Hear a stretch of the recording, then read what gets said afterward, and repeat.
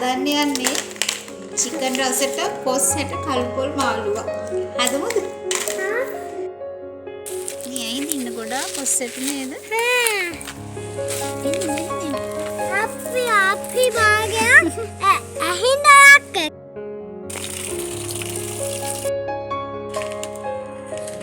වා එරලෙයි අද අපි කළුපොල් මාළු යන්නේ එළිය ලිපේ. ගේ ඇතුලේ පේන්නේ නේද? මේ තියෙන කොට්ට පොල් නේද? වෙනකම් බදින්න ඕනේ නේද? කළු පොල් කියන්නේ ඒකනේ. කළු පාටට පොල් ටික කළු කරගමු කොට්ට පොල්. මේ තියෙන්නේ සූදුරු මාදුරු කොත්තමල්ලි මිරිස් මේ සේරම බැදලා පොලුත් එක්ක ගලේ අඹරගමු. තව ටිකක් ගින්දර දාන්න ඕනේ නේද? ඔන්න කොට්ට පොල් ටික දැන් කළු පොල් වෙලා ඉවරයි. අපි සුදු ලුණු දාන ලොකු ගෙඩියක්. කොස් හැටනේ වාතනේ. වයසක අයත් ඉන්නවනේ නේද?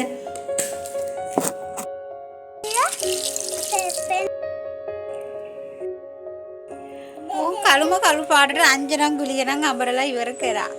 දැන් තියෙන ලොකු වැඩේ. තඹපු කොස් හැට ටික තලන්න ඕනේ.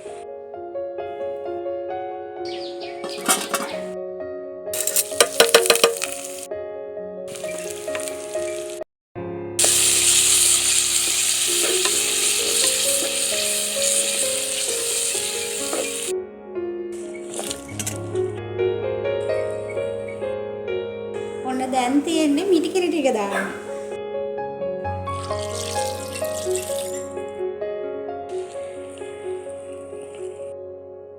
ඔන්න උයලා ඉවරයි.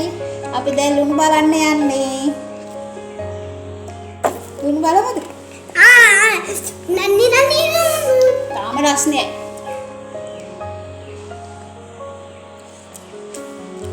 තනි කරම චිකන් රස එන්නේ. ලැබ බලන්න ලුණු. මල්ලිටත් ඕනේද? මාරුම රසයි. ඉතින් දාද කොස් හැට වෑංජනේ හැදුවේ අපි තුන් දෙනා දන්න විදිහටනේ. ඉතින් ඔයාලා දන්න විදිහ මැසේජ් එකකින් දාගෙන යන්න අපිට ඉගෙන ගන්න. ෆලෝ කරගෙන යන්න එහෙනම් බයි. good night.